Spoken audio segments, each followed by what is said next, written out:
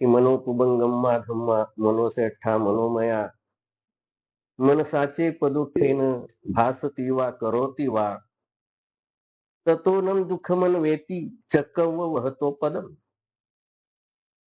तर मन हे सगळ्या गोष्टीचे मूळ आहे. मन हेच प्रधान आहे. मनाच्या दुष्टतेने जो कोणी बोलतो किंवा कृती करतो तेव्हा दुःख त्याच्या पाठीशी असं धावतं की जसं बैलगाडीचं चाक बैलाच्या पायाच्या पाठीमागे धावत आहे का नाही. म्हणजे ही दुःखाची व्याख्या भगवंतांनी केली की मन हे सगळ्या गोष्टीचं मूळ आहे. पण असं नाही की सगळीकडे दुःखच दुःख आहे, सुख पण मिळवता येते आहे का नाही.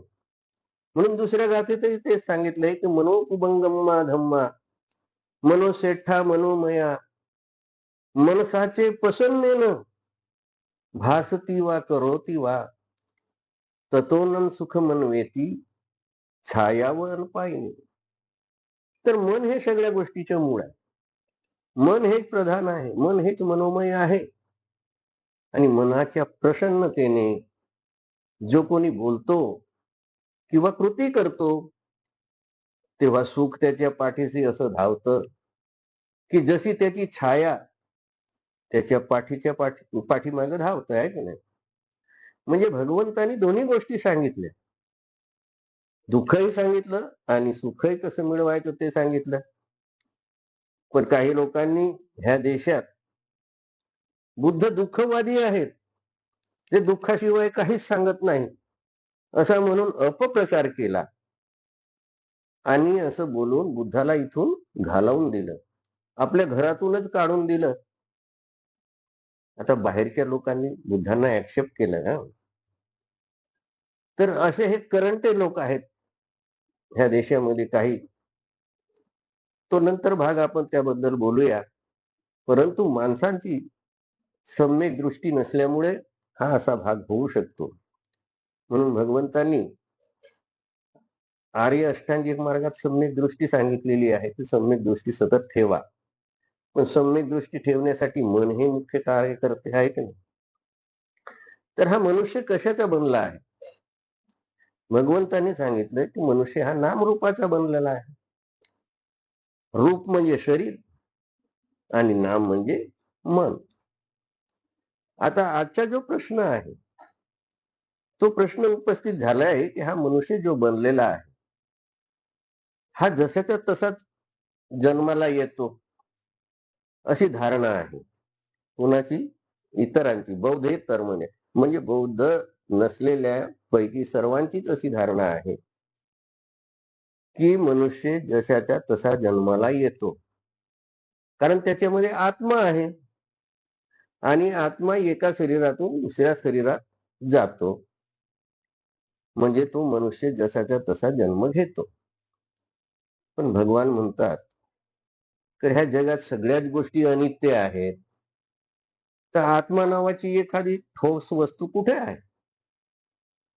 कोणी पाहिलेलं आहे का. आपल्या शरीरामध्ये आत्मा कुठे आहे हे आजपर्यंत कोणी सायंटिस्टने शोधलं आहे का. कोणीच शोधलं नाही. मनुष्य कशाचा बनला आहे त्याचं विभाजन केलंय, सगळ्यांनीच केलंय. की मनुष्य पृथ्वीपासून बनला आहे म्हणजे माती, शरीर हे माती आहे, मांस मज्जा ही मातीच आहे ना. दुसरी गोष्ट पाण्यापासून बनलेला आहे, रक्त वगैरे आहे, पाणी शरीरामध्ये आहे की नाही. मांस मज्जा आहे, काय आहे, अग्नी आहे, अग्नी म्हणजे उष्णता आहे की नाही. शरीरामध्ये उष्णता आहे, चेतना आहे, म्हणूनच आपण जगू शकतो आहे ना. थंडी पण होते, उष्णता पण, हे एक प्रकारातच आहेत.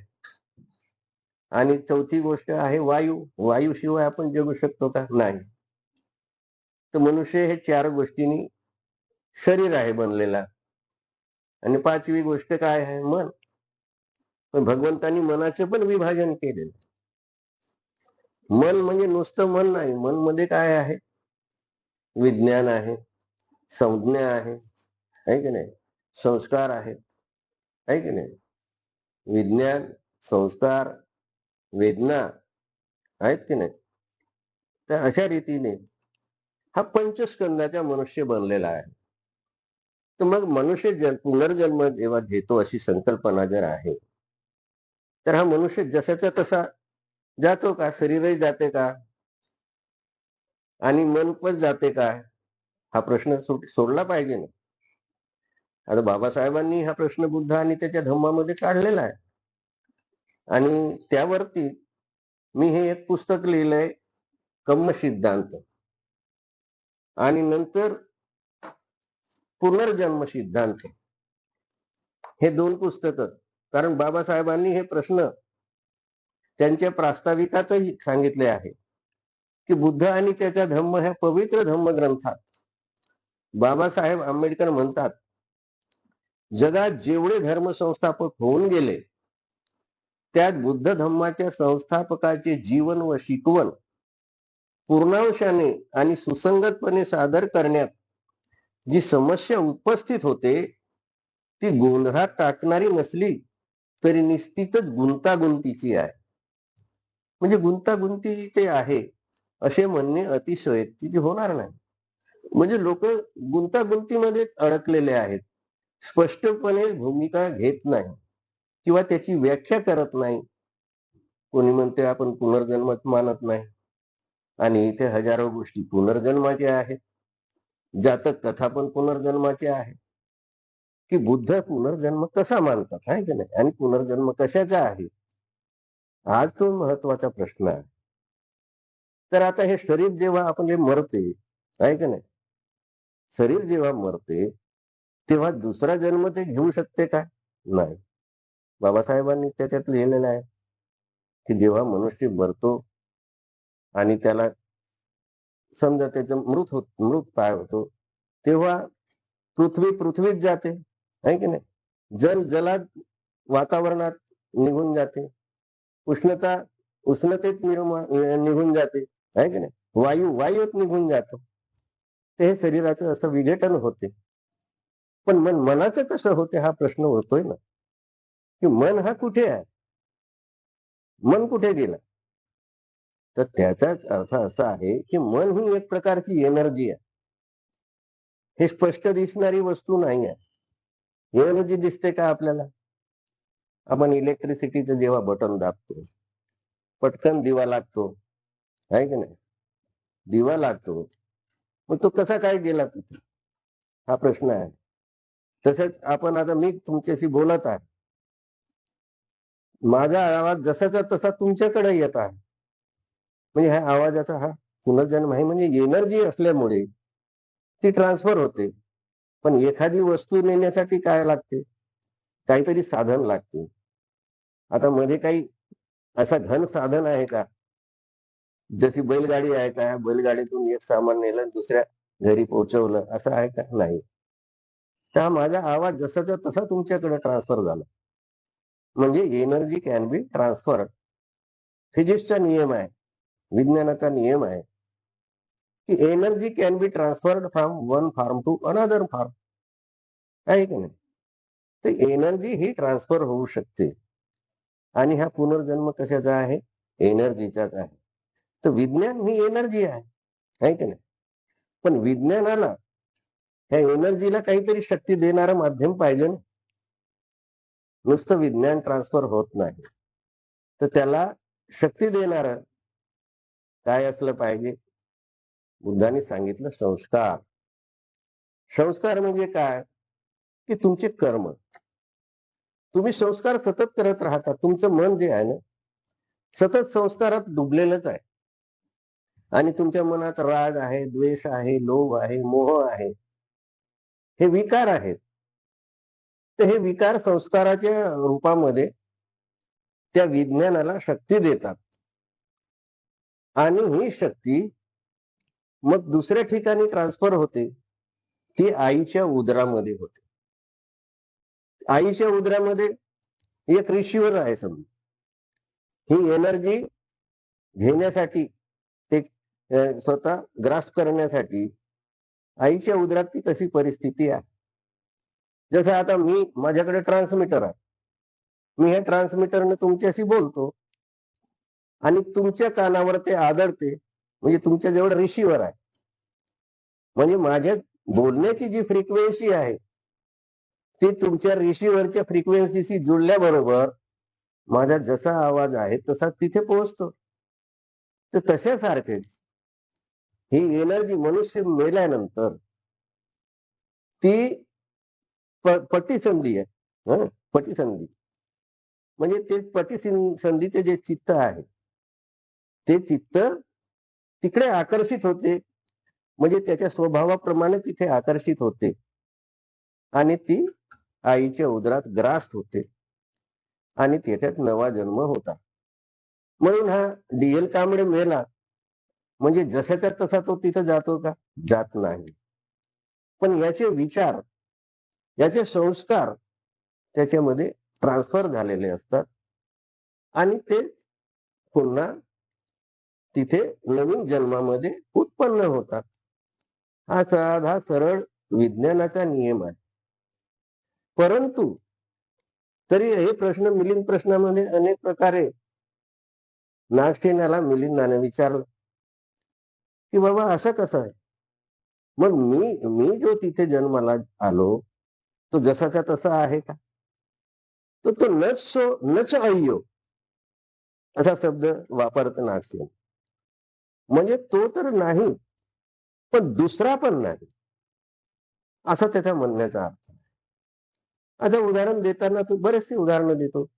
आंब्याचे उदाहरण देतो की बाबा आंबा एकाने लावला आहे का नाही, आंब्याचे झालं मोठं झाड आणि अनेक आंबे आले आणि एखाद्या चोरानं ते आंबे चोरले.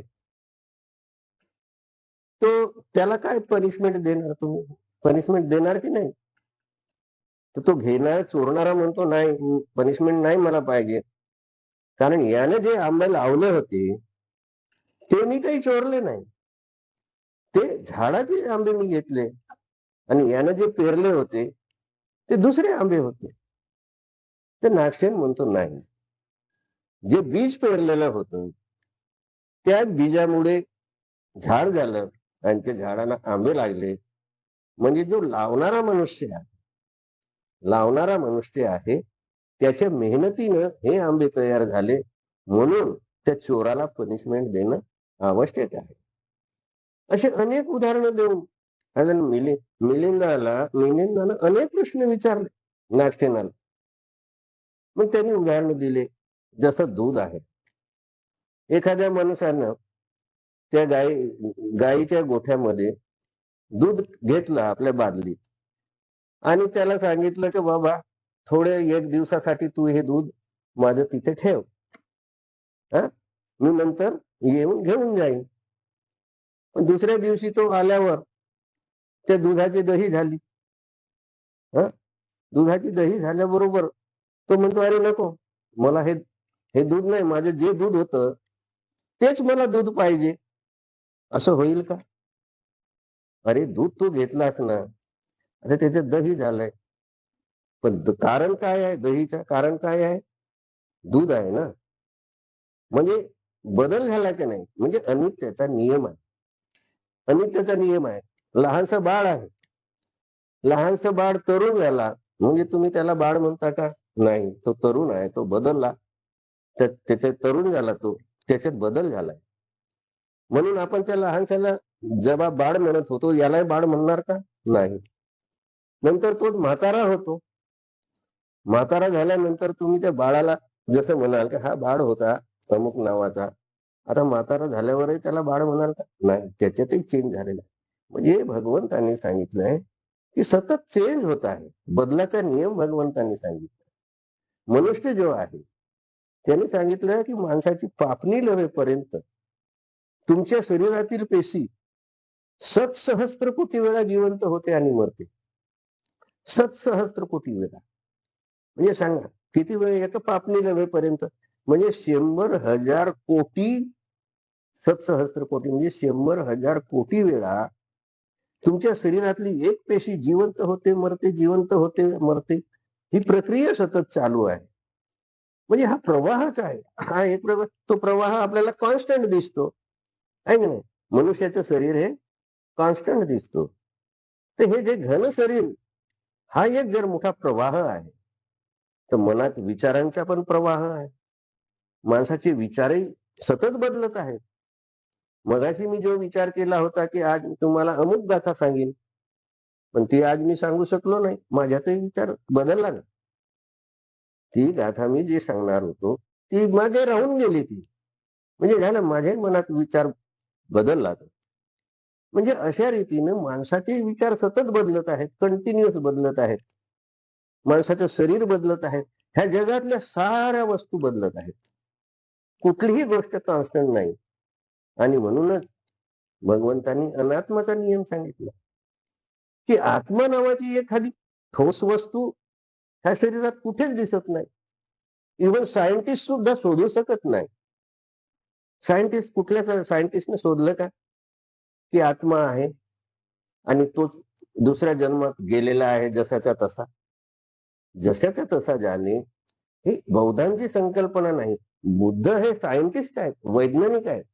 ते वैज्ञानिक दृष्टीनं ते बोलत असतात. कार्यकारण भावाचा नियम ते सांगतात. म्हणून तुम्ही बघाल 4 आर्य सत्यामध्ये सांगितलेलं आहे, की दुःख आहे. हा त्यांनी सिद्धांत मांडला आहे. आहे का नाही? पण दुःखाला कारण असलं पाहिजे. नुसतं दुःख आहे म्हणून कसं सांगणार ते? ते दुःखाला कारण आहे. दुसरं आर्य सत्य. आणि हे दुःखाचे निवारण पण होऊ शकते. असं नाही की त्याला सोडून देता येते. कारण कारण माहीत झालं म्हणजे त्याच्यावर इलाज शोधता येते ना.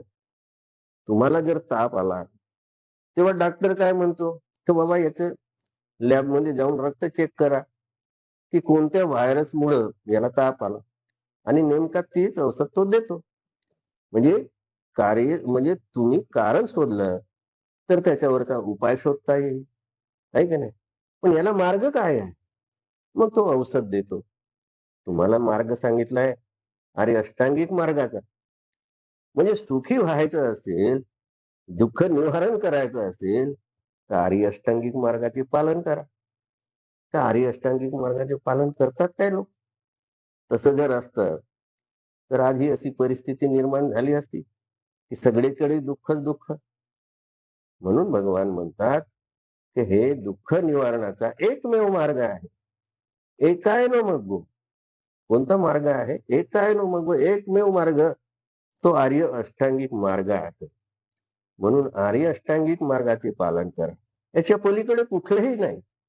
म्हणजे भगवंतानी 45 वर्ष मग काय केलं जर हा एकच मार्ग आहे? एकच मार्ग जर आहे, तर 45 वर्ष भगवान काय करत होते? ते भगवंतानी हा एकच मार्ग शिकवला, पण वेगवेगळ्या पद्धतीने शिकवला. हजारो गोष्टी सांगितल्या. हजारो गोष्टी. जातकामध्ये 547 कथा आहेत. पण एवढा व्हास्ट उपदेश आहे त्याच्यामध्ये. पण यानं त्याने आणि तिच्यात हेच सांगितलेलं आहे, की ब्रह्मदत्त नावाचा राजा वाराणसीत राज्य करत होता. आता ब्रह्मदत्त तुम्ही बरेच लोक म्हणतात, अहो ब्रह्मदत्त सगळीकडे दिसते. अरे ब्रह्मदत्त काय हजारो वर्ष टिकला नाही. काही वंशाचे जे लोक असतात, काही कुल असतात, त्यांना सगळ्यांना एकच नाव दिलेलं असतं. जसं कोसल नरेश आहे, तर कोसल नरेश त्याचाही मुलगा कोसल नरेश, त्याचाही मुलगा कोसल नरेश. अशा तऱ्हेची ती पद्धत आहे. आणि तेही भगवान सांगतात कथा. आणि नंतर शेवटी सांगतात ह्या कथेमध्ये अमुक जण सारीपुत्र होता, तो अमुक जण महामुगलान होता, अमुक जण देवदत्त होता. हे एक प्रकारची कॅरेक्टरिस्टिक आहे. देवदत्ताचं कॅरेक्टरिस्टिक काय आहे? की त्रास देणे, अकुशल कर्म करणे. त्याची कॅरेक्टरिस्टिक समजून घ्यायची, आहे की नाही? दुसरा महामुगलान आहे. महामुगलान रिद्धी-सिद्धी प्राप्त, त्यालाही बुद्धत्व प्राप्त, अरहत प्राप्त. तर तो अरहताचे गुण जे सांगतो, तो म्हणून महामुगलान आहे. सारीपुत्तही त्याच प्रकार. म्हणजे प्रत्येकाच्या गुणाप्रमाणे तो अमुक होता आणि तमुक होता, अशी एक सांगण्याची पद्धत आहे. भगवंतांनी ह्या गोष्टी सांगून, पुनर्जन्माच्या गोष्टी सांगून कॅरेक्टरिस्टिक निर्माण केली. म्हणजे एक कॅरेक्टर निर्माण केलेलं. ते कॅरेक्टर सुज्ञांनी समजून घेतलं पाहिजे. अरे बाबा ते वाचून बघ, त्याच्यापासून शिका. काहीतरी शिकाल तर तुमचं भलं होईल. ते भल्यासाठी सांगितलेलं आहे. ते काय मोठे युनिव्हर्सिटीत त्या काळचे लोक गेले होते का? कोण युनिव्हर्सिटीत जे साधारण माणसं होते, तुमच्या आमच्यासारखे बिचारे शेतकरी होते, मजूर होते आणि ते सुद्धा अर्हत झाले. जर ह्या गोष्टी सांगितल्या नसत्या, तर त्यांच्या डोक्यात हे तत्वज्ञान शिरलं असतं का? हे तत्वज्ञान साधं नाही आहे, मोठं तत्वज्ञान आहे. पण त्याला भगवंताने किती सोपं करून सांगितलं, की सामान्यातल्या सामान्य माणसाला ते समजावं. म्हणून जातक कथा सांगितल्या. तर खरोखर ज्याला जाणून घ्यायचं असेल, तर जातक कथा तुम्ही वाचा, ऐका. आता उदाहरणार्थ एक आपण गोष्ट घेऊ, की तिथे एक सश्याची गोष्ट आलेली आहे. ससा एका बेलाच्या झाडाखाली असतो आणि आपला चिंतन करत बसतो, की बाबा जर ही पृथ्वी उलटली तर माझं काय होईल? असाच विचार करत करत बेलाचं फळ एका सुकलेल्या पानावर पडतं. धौ आवाज होतो. धौ आवाज झाल्याबरोबर तो पडायला लागतो. का? तर म्हणे पृथ्वी उलटी झाली.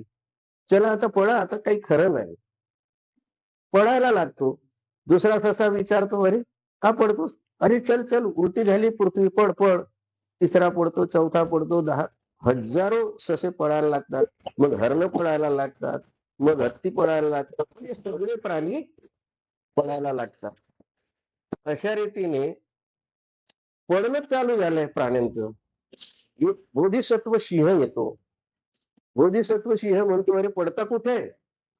"नाही, नाही त्याला तुम्ही पळा. पृथ्वी उलटी झाली आहे. पळा रे पळा." म्हणतो, "अरे कशी उलटी झाली मला सांगा." सगळ्यांना विचारतो तर कोणी सांगत नाही.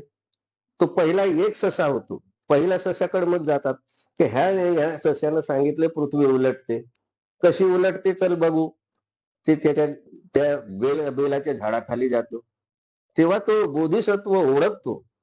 अरे, अरे हा मूर्ख नुसतं बेलाचं फळ पडलं तरी पृथ्वी उलटी झाली म्हणून पडतो आणि सगळे पळायला लागले. हं? तर हे असे पडतील तर हा जवळच समुद्र आहे. हे समुद्राच्या काठावरचं हे वन आहे. हे तर सगळे समुद्रात जाऊन बुडतील. बोधिसत्व म्हणतो, "अरे मूर्खांनो, असे पडू नका. एखादा बोलला म्हणून तसंच करायचं नाही आहे. थोडंसं विचार करायचं, डोकं चालवायचं." तर बोधिसत्व त्या सगळ्या प्राण्यांना वाचवतो. आहे का नाही? तर याच्यासारखी शिकण्यासारखी काय गोष्ट आहे, की ह्या जगामध्ये सगळे लोक असेच पडतात. एक जण सांगतो तसंच ऐकतात. आहे का नाही? म्हणून बुद्धाने सांगितलं, की मी सांगतो म्हणूनच ऐकू नका. कालांसुत्त. कालांसुत्त म्हणजे वैज्ञानिक आहे. त्याने सांगितलं, की मी सांगतो किंवा एखादा माणूस सांगतो म्हणून तुम्ही ऐकायचं कारण नाही. काही लोकांनी ज्या अफवा पसरवल्या, की मनुस्मृती हा सगळ्यात उत्तम ग्रंथ आहे आणि त्या ग्रंथाप्रमाणे आपला कारभार चालला पाहिजे. आता तुम्ही सांग बघा, की मनुस्मृतीच्या नादामध्ये आज देशाचे काय चाललंय? म्हणजे एखादा ओरडला आणि तशाप्रमाणे सगळे लोक ओरडायला लागले. विचार करण्याची क्षमताच नाही, प्रज्ञाच नाही. म्हणून भगवंतांनी आर्य अष्टांगिक मार्गामध्ये प्रज्ञेला जोर दिलाय. सम्यक स्फूर्ती आणि सम्यक संकल्प हा प्रज्ञेचा भाग आहे. हा प्रज्ञेचा भाग आहे, शहाणपणाचा भाग आहे. ह्या शहाणपणा प्रत्येक गोष्टीत विद्यमान आहे. प्रत्येक गोष्टीत शहाणपणाच्या गोष्टी केल्या तरच तुमचं भलं होऊ शकते. तर शहाणपणाचा दिसतो का आर्य अष्टांगिक मार्गातले सम्यक स्मृती, सम्यक संकल्प दिसत नाही.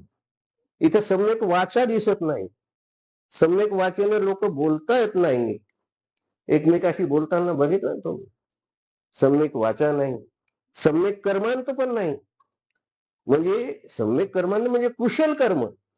कुशल कर्म लोक करत नाही. सगळे अकुशलामध्ये चोरी करा, येणं केणं प्रकारेनं सत्ता मिळवा, पैसा मिळवा, गादी मिळवा. बस हेच एकमेव ध्येय आहे. बाकी दुसरं ध्येय काय नाही. चोरी मारी करा, कशीही करा. सम्यक आजीविका सांगितली. भगवंतांनी सांगितलं की बाबा जे काही तुम्हाला पोट भरायला लागतंय त्याच्यासाठी तुम्ही न्याय मार्गाने कमवा. न्याय मार्गाने, चोरी चकाटी नाही किंवा भ्रष्टाचारानं पैसा कमवू नका. सम्यक आजीविकेनं तुम्ही पैसा कमवा. घामानं स्वतःच्या मेहनतीचा जो पैसा मिळेल तो तुम्हाला सुख देईल, समाधान देईल. संतुष्टी परमं धनम. त्याच्यामुळे तुम्ही सुखी व्हाल. सांगितलंय. नंतर 6वी गोष्ट सम्यक स्मृती सांगितली, सम्मा सती. तुम्ही सतत जागरूक असलं पाहिजे, की ज्या गोष्टी करता त्या बरोबर योग्य की अयोग्य याची तुम्हाला जाणीव असली पाहिजे. सम्यक स्मृती, सम्यक व्यायाम म्हणजे चांगल्या गोष्टी घेणे, वाईट गोष्टी सोडणे. हे तर लांब विस्तारित बोलता येईल, पण साधीच गोष्ट आहे एका शब्दात सांगण्याची. तो व्यायाम म्हणजे काही दंड बैठका मारणे नव्हे. चांगल्या गोष्टी घ्या, वाईट गोष्टी सोडा. आणि सम्यक समाधी काय आहे, की एकाग्रता वाढवा. सम्यक समाधी म्हणजे एकाग्रता वाढवण्याची प्रक्रिया आहे. मग तुम्ही कोणत्या साधनानं वापरता तो तुमचा प्रश्न आहे.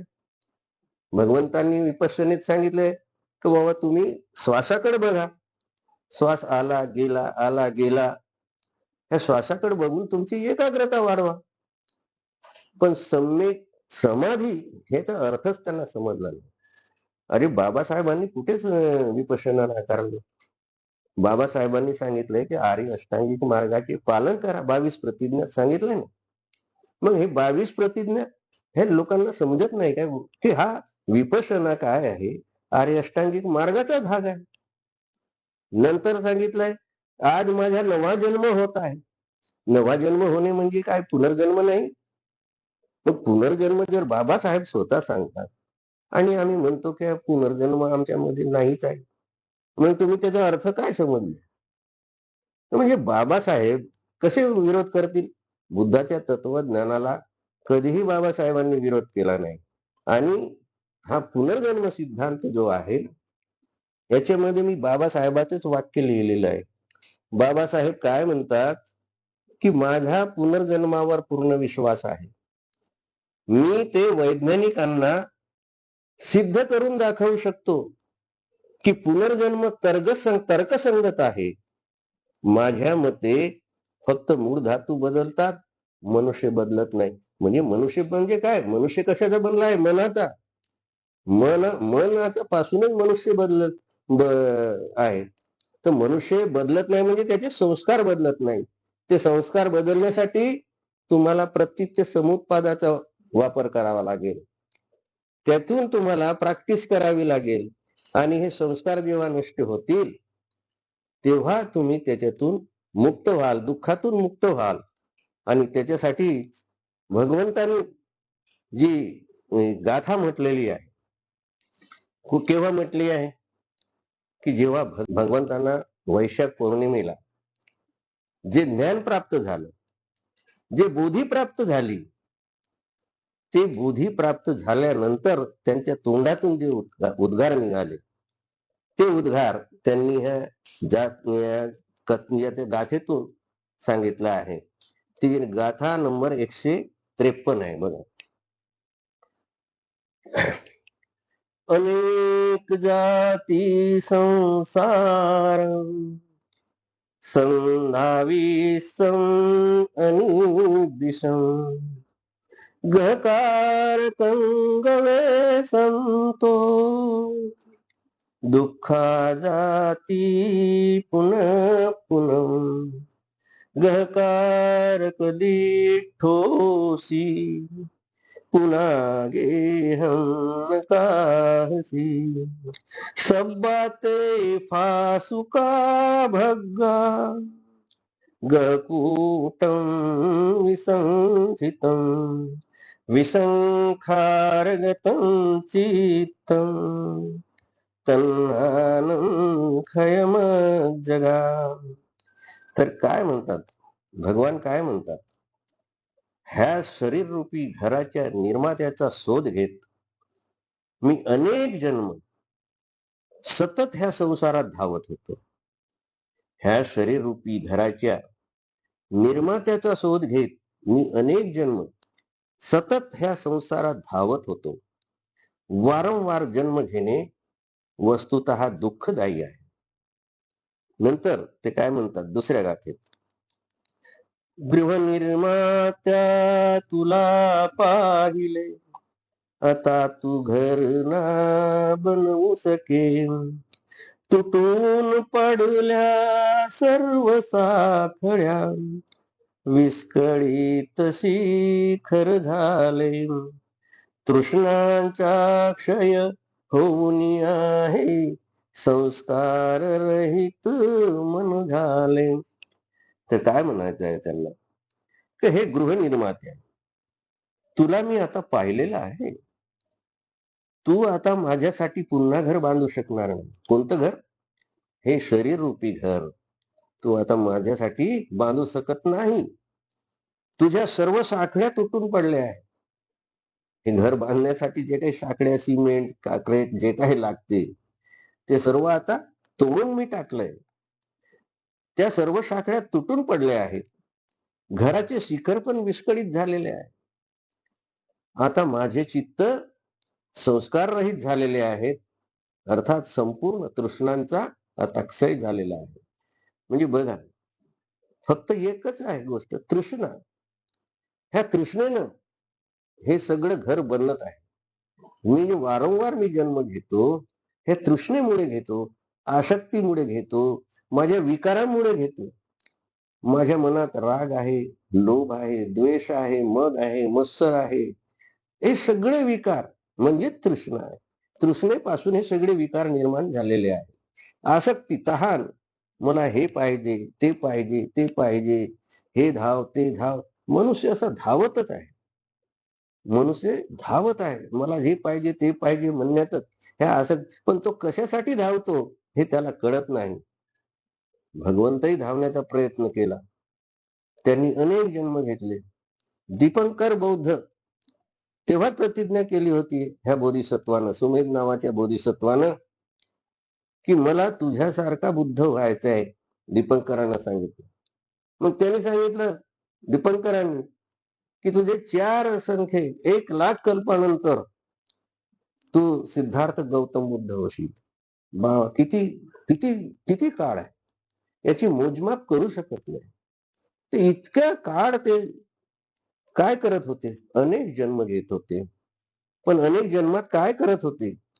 ह्या तृष्णाचा क्षय करण्यासाठी, तृष्णा नष्ट करण्यासाठी 10 पारमितांचा अभ्यास करत होते. 10 पारमिता.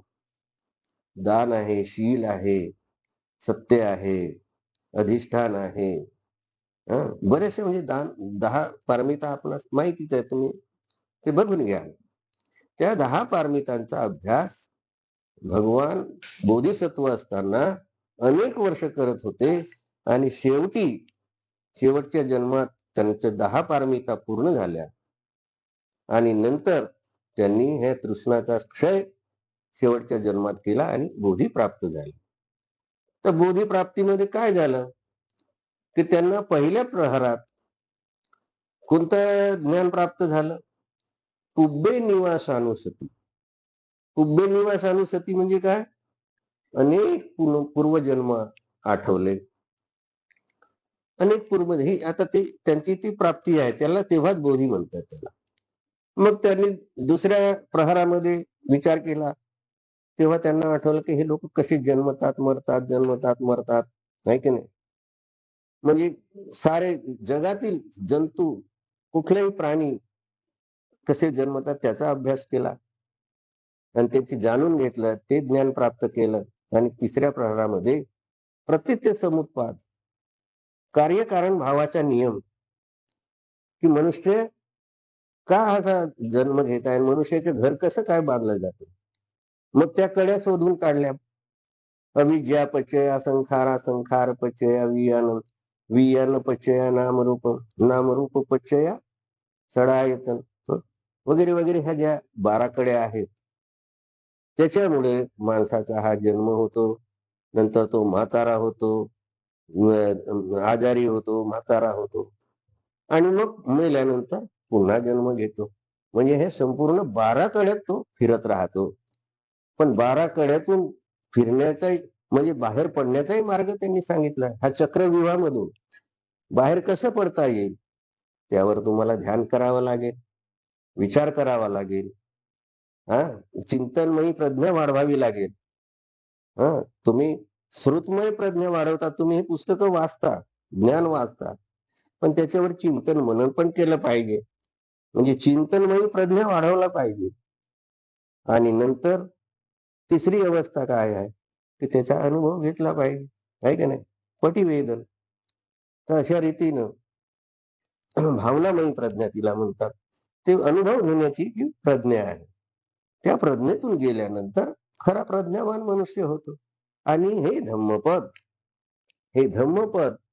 प्रज्ञावान बनण्याचंच एक हे हे आहे, साधन आहे.